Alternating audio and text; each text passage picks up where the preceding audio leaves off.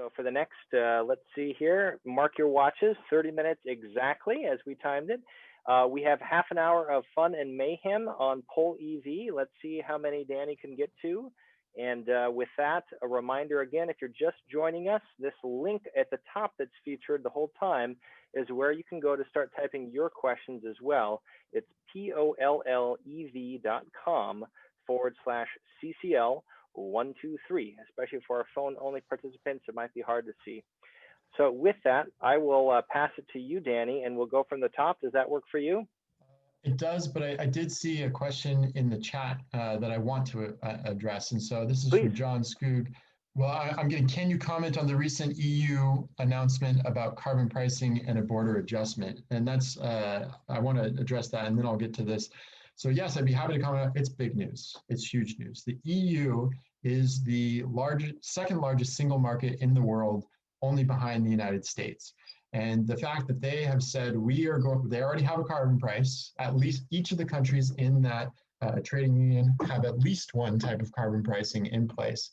And they said that they are going to have a border carbon adjustment on that carbon price in place by January 1st of 2023. I think that that's extremely important because it shows, to American businesses, to American politicians, whether you like it or not, you're going to have to figure out carbon pricing because your businesses are going to be paying this when they export their goods to the second largest market in the world. And the best way to do that is to put a carbon price here in the United States. That's the best way to send the market signals that our businesses need to be competitive now.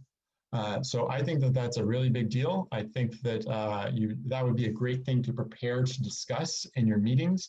And I think that that will guarantee that a carbon price is a vivid forum, a vivid topic of discussion in the American political firmament until probably even beyond that January 1st, 2023 date. Next we have, going to the top of the list, my member of Congress is a progressive who doesn't want to co-sponsor due to regulatory pause and possibly doesn't like revenue neutrality.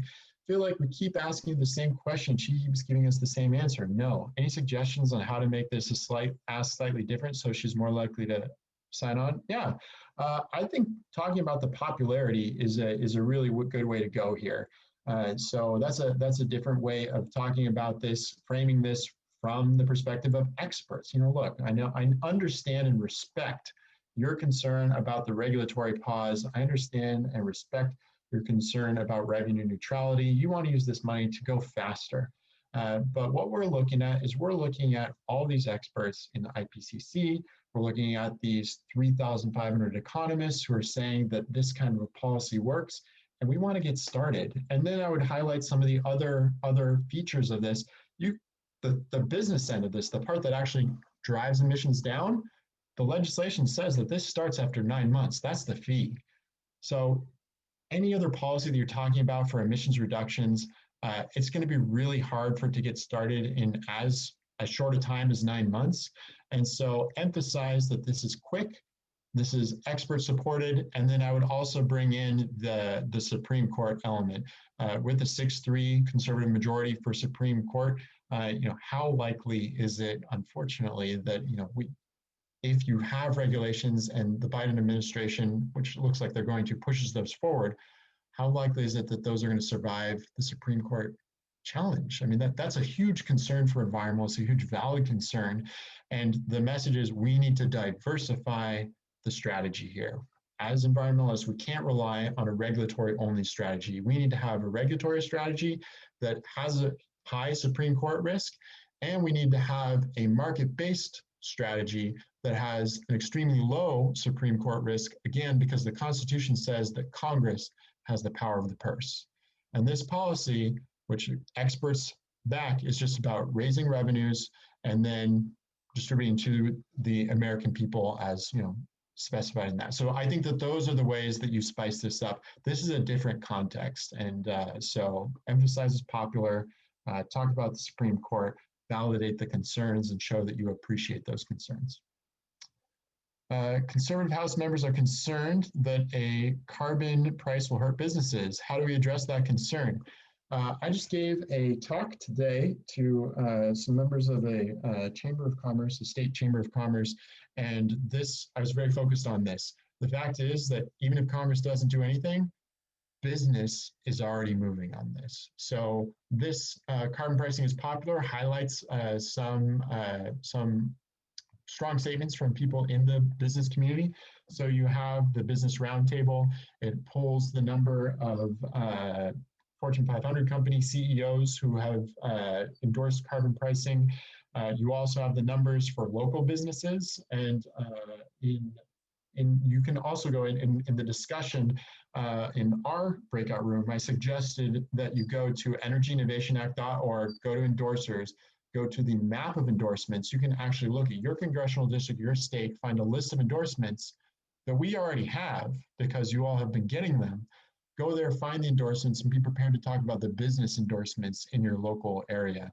A couple of other big pieces of news: BlackRock, a huge firm, $6.5 trillion under management. They have started voting against directors in board meetings this year. So they identified over 200 companies that they felt were not sufficiently disclosing or acting on the climate risks to their businesses.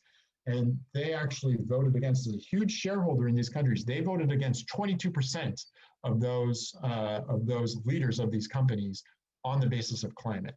So these are a lot of huge, and then Jerome Powell, just this past week, chairman of the Federal Reserve, said that the Federal Reserve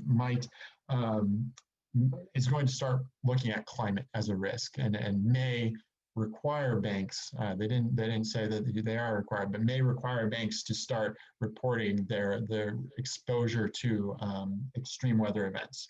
So I mean, you heard as I was giving this answer, one other thing kept on coming to mind. One other thing, there's a lot of reasons for business to pay attention. And right now, this finely divided Congress, this is another reason.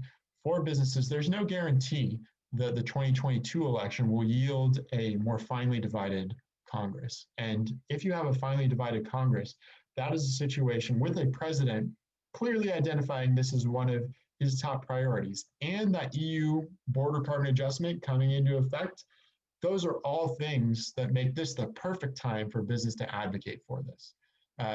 If they don't advocate for this, the EU is going to do it at the end of this Congress anyway, and if they have any exposure to that market, they're going to be in trouble.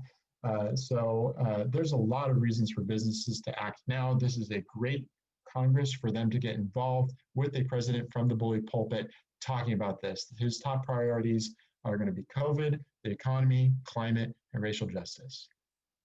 This is the time for business to engage. Will EICDA change when it is reintroduced? Yes, it will. Some of the things are going to have to change. You can't pass a bill in 2021 that is set to start in 2019. So the start year is going to be updated. There are other small technical things like that that are going to change. It's going to have a new bill number. All bills need to be resubmitted at the end of every Congress. They get a new bill number. But for the most part, I think it's pretty safe to say that Congressman Deutsch is going to want to keep it mostly the same.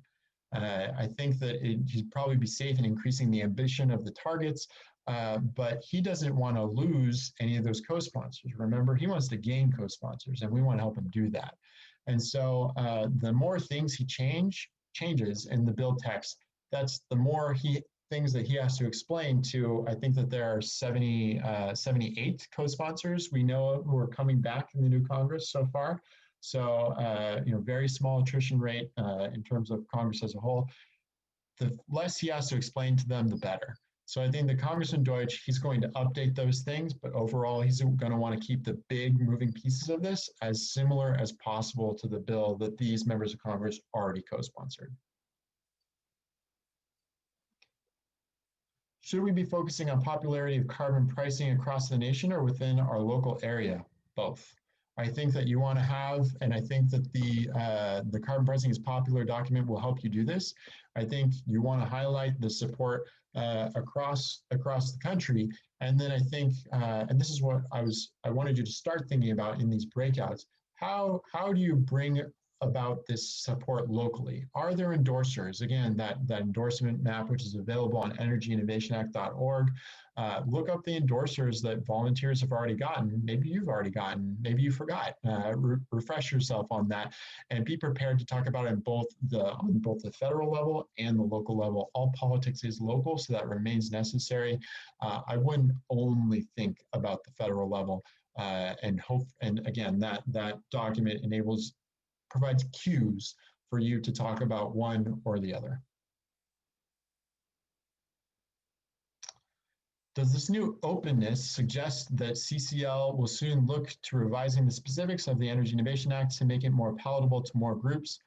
No, it does not. We still like the bill as it is, and the pressure for us is the same as the pressure for Congressman Deutsch that I just explained. The more changes we make, the more we have to explain, not to 78 people, but to 195,000 people. And we know that the coalition that we have in our volunteer base, they're signed on for what's already there. And so there is a pressure to keep it. We know, I understand ourselves to be very clear, if we can do things that increase our bottom lines and increase the ability to achieve those while not decreasing its political salability, there's a little bit of wiggle room, but the time for openness, the time for changing details is in the sausage making process at this point. And it's the members of Congress who are going to do that. It's not CCL. And so there is this push-pull that is a challenge. We want to hold our cards as close to our vest as we can until the end. And that end is the sausage making process when you have a bill in the House, a bill in the Senate, and they're both moving through committee. That's the time to show our cards. But it also makes sense now to let people know that we've always known that was going to be the case. We never envisioned that the bill as it is now was going to be the bill that ends up in the sausage making process. We have never forgotten about the sausage making process. And so right now we want to stick with what we have. We want to make as few changes as possible. We don't want to seem confused or uncertain. We want to have a large degree of certainty and confidence that leads to a stronger bargaining position. But that openness that I'm trying to signal now, that's to get us to the table so we can make those bargains, so we can be helpful in making those bargains. Again, it'll be the members of Congress who are doing that. But of course, you're in touch with your members of Congress. They look to you for the co-sponsors. You're the reason why they're on this. So there is a tight dance, but we're not planning on changing the details of the bill much at all. And what Deutsch decides to do, I think that we're going to be loyal to Congressman Deutsch. Republican offices often acknowledge that they like the carbon fee and dividend approach, but they're just not willing to do anything. How do we get them to do something? The problem isn't the proposal, it's any proposal. This is true. This is what I call the jailbreak problem. Or I'll also talk about this. It's not a problem with the policy, it's a problem with the politics. And so I think that what is described here is exactly true. It's and I think that Republicans, we have a lot of Republicans who they're not talking about, I want to change this part of the bill, I want to change that part of the bill, which again is another reason not to change any of the details of the bill too much. They just want to not get shot down. And so that's the jailbreak problem. I think that, we got one. When it was first introduced, we got two. Brian Fitzpatrick was a co-sponsor in the 115th, and we got three. We got Dave Trott, who was a retiring Republican. And then Brian Fitzpatrick never jumped on in this Congress. Dave Trott had retired. So getting to two and getting to three is really hard. But once you've got 8 or 9, getting to 10 isn't so hard as it has been to get to 2. And so that's the essence of the jailbreak problem. If you have a group of Republicans who join all at once, that provides some cover.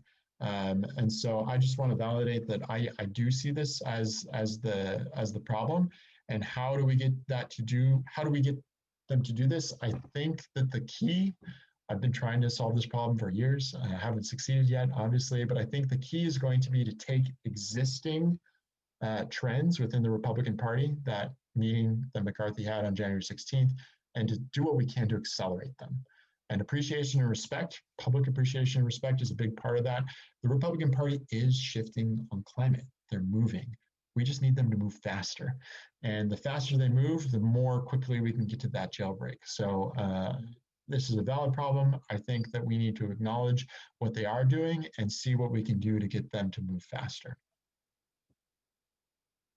Are we still being encouraged to review the Household Impact Study 2020 during this December lobby meeting? It's still a great resource. It still enables a lot of conversations. Remember, I would use the data from the June analysis and figure out for your region how big of a topic was the dividend. And so this is a great example for how you can use that resource and not make it the star of the show, but make it the production designer of the film of your meeting. Go and check out that resource, see what the dividend is, and we provide where the resources are, including the Household Impact Study, to help you address that question. And it was not the case, even though the dividend was the top topic nationwide, it was not the case that the dividend was the top topic in every region. In fact, if you look at the top 10 topics by region, there are 27 topics that were a top 10 topic in a different region. So it really does make sense to you do your homework. Another example is the June analysis is like the Spark Notes or the Cliff Notes. You need to write a book report. This is your Cliff Notes. It tells you where to go, what the main points are. So use that to prepare for your meeting. And one of those resources referred to is the Household Impact Study. We're still very excited about this. We think it's a wonderful tool that is very impactful. But that should be something you determine with your group based on your member, based on your district. And I don't want to just say this is absolutely the thing you should do. Do some research. What is considered a good amount of co-sponsors for an average bill, or rather, how many co-sponsors do bills that are brought to the floor usually have? This depends a lot. This varies a lot. So typically, bills that are brought to the floor are identified by the leadership of the party in power of that chamber in the lame duck. So right now in this period that we're going into. So again, that's why it's so important to make the primary ask, because this is where those decisions are being made. But since this issue has not been a priority in previous Congresses, it has been our strategy to level up the urgency. And a very potent way of leveling up that urgency is the co-sponsors.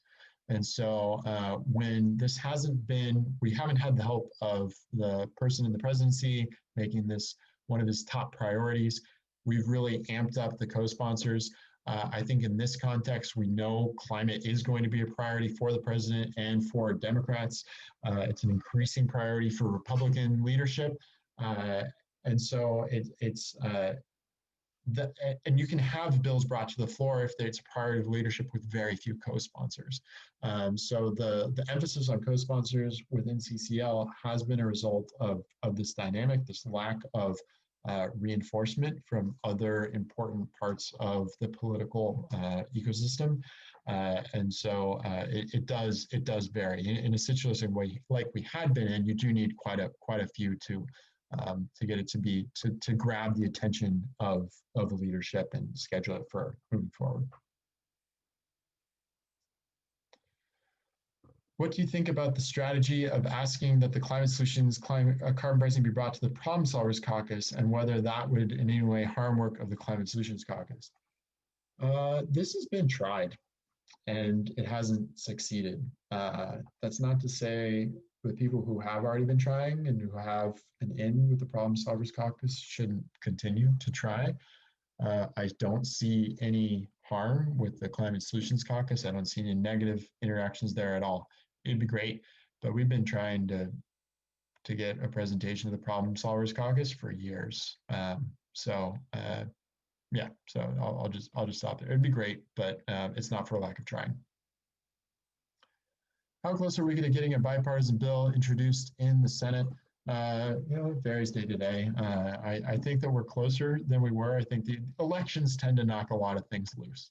And so I think that this election knocks some things loose. I think that it's going to be, frankly, it's going to be more likely if Democrats do take those 2 Georgia seats and Democrats do control the Senate chamber. I think that that's a much more likely situation for a bipartisan bill to be introduced. It's still not impossible, but it's a lower probability. But I think the probability has increased since the election. Thoughts on how best to reflect the urgency of climate action in our strong Republican offices. I think I'm going to interpret strong Republican offices here as Republican offices who are already talking about climate change. And I think that I think that you want to express that you, their constituent, their voters, you have urgency for that. That's really important. Telling a personal story about what brought you to this effort, bringing that emotional lens to it, that's essential. But for them and how to accelerate their existing trends, I don't think that talking about climate, they're already on this. You just want them to move faster. And I think we're again to it's less about the policy, it's more about the politics. And so I think there again, the best thing would be talking about the popularity within groups they already care about. And I think that we got a lot of groups that they care about on that carbon pricing is already popular sheet on the primary ask. So I would talk about those and do a little bit of research. Who does the member of Congress talk about? Who do they talk about in their speeches? Who are the people that they reference, that they're trying to represent? See how much of those you can cross-reference with existing support. I would really, so I think it's not, tell your personal story about why you have the urgency, but I don't think it's talking about the science with them. I think it's talking about I think it's talking about the politics.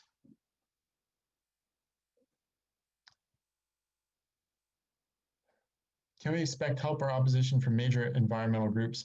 Both. I think that there are major environmental groups who are more closely aligned with the left of the Democratic Party, and there are environmental groups who have always seen the value of bipartisanship. And so I don't expect the environmental groups to be a monolith. I think there will be a lot of diversity. And I think that one thing that is very clear is that bipartisanship is going to be necessary. And that wasn't clear. I think there was a hope that there would be a blue wave and that Democrats would have a strong majority in the Senate that would enable a lot of things to happen. And that hasn't happened. And I think that the lesson for that, what is driving climate advocates is urgency. This is urgent, super urgent. And the best Congress to pass something, to address something that's urgent, is always the Congress we have right now. And so if you have groups that are on the left and they're waiting for a better Congress, that just doesn't honor the urgency of this problem. We need to get this passed with the Congress we have. We're seeing numerous anti-carbon tax publications suggesting that carbon tax is not so popular. Many examples. Are we going out on a limb claiming it's so popular? No, because we cite our sources. Yes, there is this narrative going, and this is the pushback. This is the pushback right here. But we're citing our sources. There's a ton of popular support. And so what we're doing is we're putting the onus of proof back on these groups that are claiming that a carbon tax is not so popular. They got to cite their sources because we're citing ours. And you know what? I bet that they don't have the numbers that we have. And I bet they don't have the diversity of sources who are excited about a carbon price that we are bringing in this primary ask and in this support is building document. So this is us being aware of this, responding to the political moment, and throwing this right back at them. Okay, we trust experts. Cite your sources. Should we highlight our MOCs, the recent EU announcement that they will? Yes, I think this is the first question I addressed, so we can move on to the next one.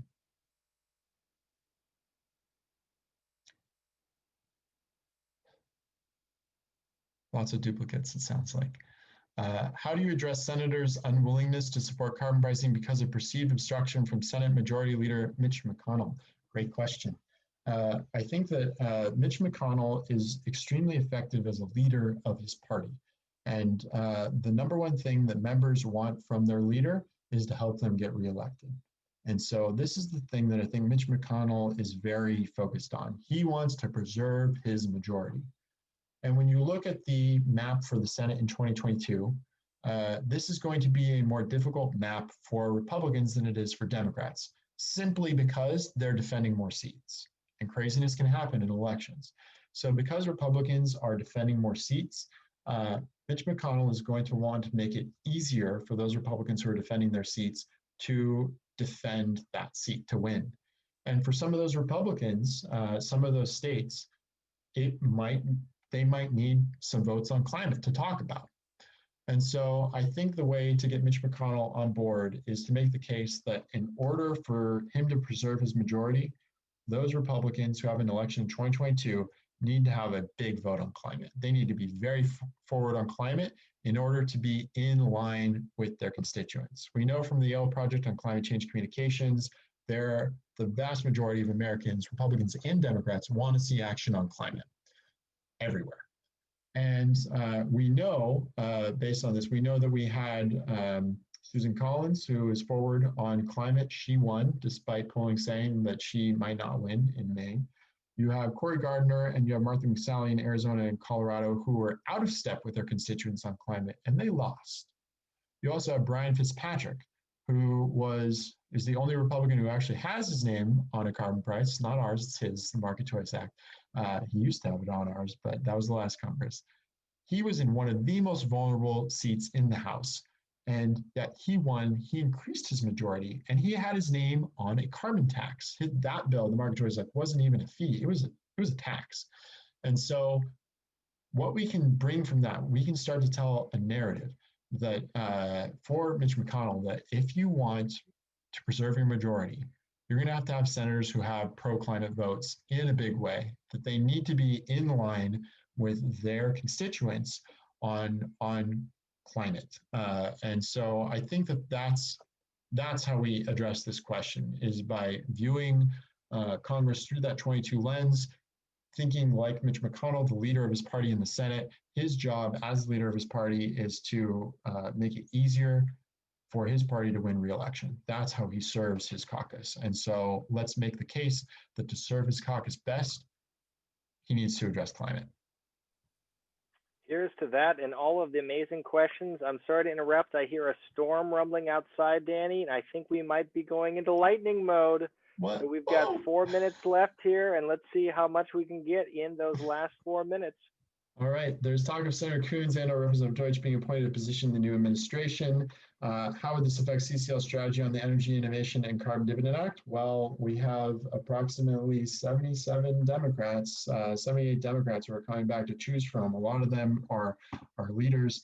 And in the Senate, I think that this is very important to Senator Coons. I think he'd be happy to point us in the right direction. So it would be a shame to lose them, but then we'd have a friend in the administration. So it's certainly not the end of the world. I'm not concerned. Should we ask existing HR 760 co-sponsors to lobby fellow Democrats in the House for co-sponsorship? Yeah, that's a fine ask. I would not use the term lobby. I would say talk to your colleagues and see if you can bring them on board. I would use the more, the less outside of Congress language, and more of the, talk to your friends and try and bring them on board. That kind of language. Kevin McCarthy has said the Republicans have to address climate change. Any signs that he's following up on that? Yeah, I mean, I think that in June we saw in the notes Republicans who were referencing that January 16th meeting, and so to me that shows that he had the meeting, he called the meeting, first meeting of his caucus in the year, and it's been continued to bring up. The narrative still exists within the House, driven by Kevin McCarthy, that for Republicans to win re-elections in the future, they need to be better on climate. So I do think that is continuing to be a priority for the Republicans in the House and for Kevin McCarthy in particular. Did Danny just say that the lowest 40% income households would benefit by the dividend? I thought it was the lowest 60%. It is the bottom 2/3, but really our bottom line is, if you take let's talk about the sausage making process. One of the most common things discussed in the sausage making process, that you don't return 100% of the dividend, and you take some of the other money and you do something else with it. And so thinking about that sausage making progress and where we draw our lines, nope, we won't negotiate anymore. It's that 40%. So it is still the case that about 2/3 of individuals in the United States benefit with the dividend formula, but in that sausage making process and knowing where our bottom lines are, that's a bottom line. If fewer than the bottom 40% are ending up ahead, we can't sign on to that. Some groups hate the word, December 11th is the expiration of the continuing resolution. It will be hard to get a meeting right before then with legislators. This is something I highlighted last Congress. This is last webinar last week. Yes, this is where Congress is going to be focused. They're going to be focused on funding the government, so they will be distracted, which is why we're going to need a clear message. I don't think it'll be that hard to get a meeting with the staffer that you're trying to meet with. So you should absolutely still try and get a meeting, but you should also be prepared. This is going to be what they're talking about. This is going to be where the office's focus is at. Some groups hate the word market because they have been poorly treated by the market. How can we get around this? I think you engage them in discussion. Honestly, you listen and you talk about why you support it. And you be prepared that you might not agree totally. But right now, with a finely divided Congress, this is not the case in Congress. If you're anti-capitalist and you're not going to make progress in this Congress. So I think that this is really a discussion for groups who are not in Congress. For Congress, you can talk about markets. We brought up the Yellow Project on Climate Change Communications, polling and lens polling every time we meet with a member of Congress. Any other thoughts on what we could do to show that carbon pricing is popular? I had many thoughts, and I did my best to embody them in the resources that you have, the primary ask and that carbon pricing is popular document. Try some of those. Last week, you mentioned something about the Supreme Court and regulations and the regulatory pause. Can I expand on that? Yes. There are various regulatory pathways. The regulatory pathway, for example, the Clean Power Plan would have gone through was the Clean Air Act, Section 111D of the Clean Air Act specifically. And that is something that conservative judges have been skeptical about in the past. And in fact, the Clean Power Plan never went into effect because when in 2016, it was being reviewed by the Supreme Court. And it was not a guarantee that the Supreme Court would determine that the Clean Power Plan as written was legal. And so if you want to regulate, with Trump having appointed 3 Supreme Court judges, you have to feel very poorly about the likelihood of regulations using existing authority to survive a Supreme Court challenge. That's what I meant about Supreme Court and regulations. It's just a much less favorable outlook for regulations that President Biden would pass, standing being ruled proper by this Supreme Court. Danny, I want to honor your time and the fact that you probably need to take a deep breath in. So can you pick your one last favorite question here? And then I put a link in the chat where people can go to ask any follow-up that we don't have time for tonight.